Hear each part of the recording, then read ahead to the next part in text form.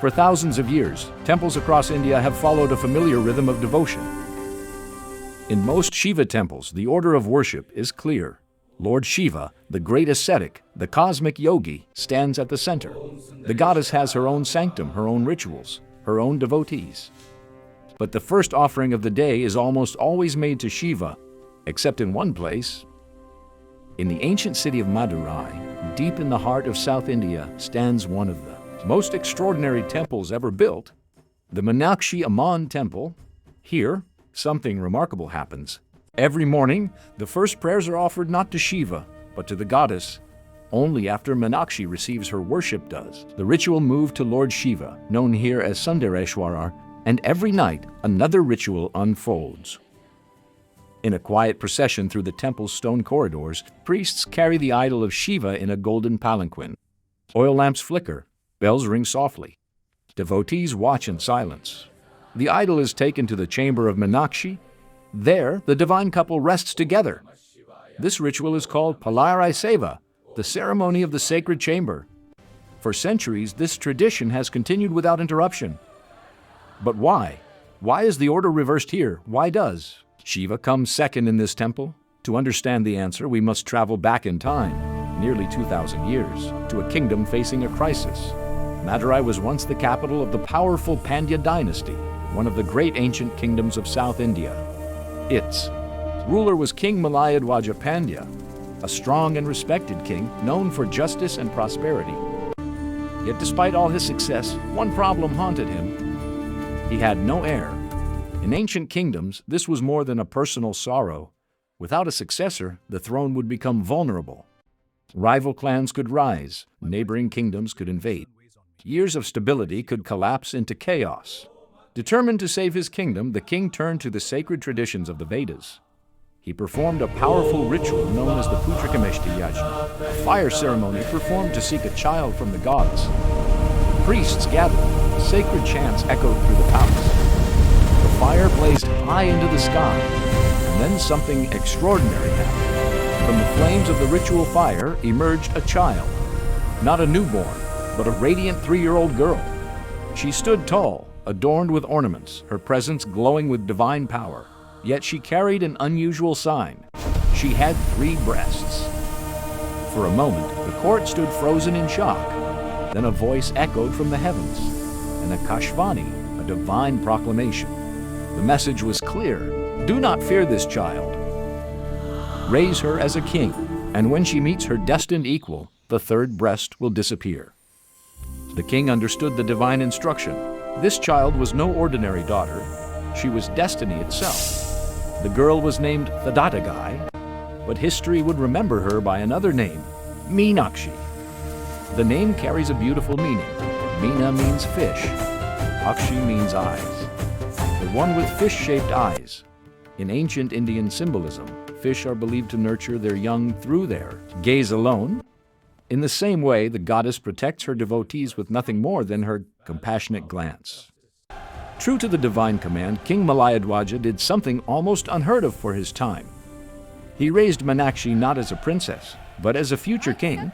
She learned martial arts and warfare. She studied diplomacy and governance. She mastered the Vedas and the sacred sciences. And as she grew, her strength and wisdom became undeniable. When the time came, Meenakshi ascended the throne of Madurai. But she did not rule quietly. She expanded the Pandya kingdom through courage and strategy. Histories and legends describe her as a fearless warrior, a ruler who led armies personally into battle. Victories followed one after another. Soon, Meenakshi began a campaign known in ancient India as Digvijaya, the conquest of the 4 directions. Her armies marched across kingdoms, mountains, and forests. The Pandya flag rose over distant lands. And eventually, her journey carried her north, toward the Himalayas, toward the sacred mountain of Kailasa, the mythical home of Lord Shiva. When Meenakshi's armies reached the foothills of the mountain, something unexpected happened. Standing before her was a figure unlike any king or warrior she had ever faced. It was Shiva, the great ascetic, the destroyer of ignorance, the stillness at the center of the cosmos. And the moment Meenakshi saw him, the prophecy came true. Her third breast vanished instantly. The sign had fulfilled its purpose. Meenakshi had met her destined equal. In that moment, the warrior queen revealed her deeper nature. She was Shakti, the divine feminine power that moves the universe itself. But the story does not end in Kailasa. Instead, something remarkable happened. Shiva did not take Meenakshi to his celestial mountain. He followed her back to Madurai. There, Shiva took the form of Sundareswarar, the beautiful lord. And in the city that Meenakshi had ruled, they were married. The divine wedding of Meenakshi and Sundareswarar remains one of the most celebrated events in South Indian tradition. Even today, every year in Madurai, the city transforms during the Chitharai festival. Millions gather to witness the reenactment of this sacred marriage. Processions move through the streets, music fills the air, flowers and lamps decorate the city, and the divine couple is brought together once again. According to tradition, Lord Vishnu himself, believed to be Meenakshi's brother, travels from the nearby Aligarh hills to give the bride away. But legend tells us that Vishnu arrived late. The wedding had already taken place. In symbolic protest, he stopped at the Vaiga River and refused to enter the city. This moment is still reenacted every year during the festival, a reminder of the living mythology that continues to shape the culture of Madurai. And this brings us back to the temple, back to the ritual that happens every single day. The first worship goes to Meenakshi, because this was always her city.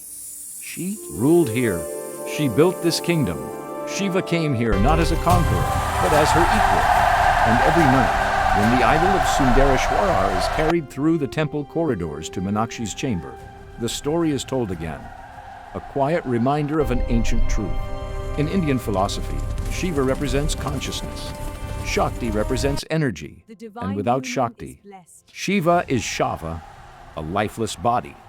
Madurai understood this truth long ago, and within the towering gopurams of the Meenakshi temple, that wisdom still lives. A city where the goddess is not secondary, a temple where the god waits for the goddess, and a story that continues to echo across centuries. The story of Meenakshi, the warrior queen who became a goddess. Om Shri Meenakshi Namaha. Om Shri Meenakshi Namaha.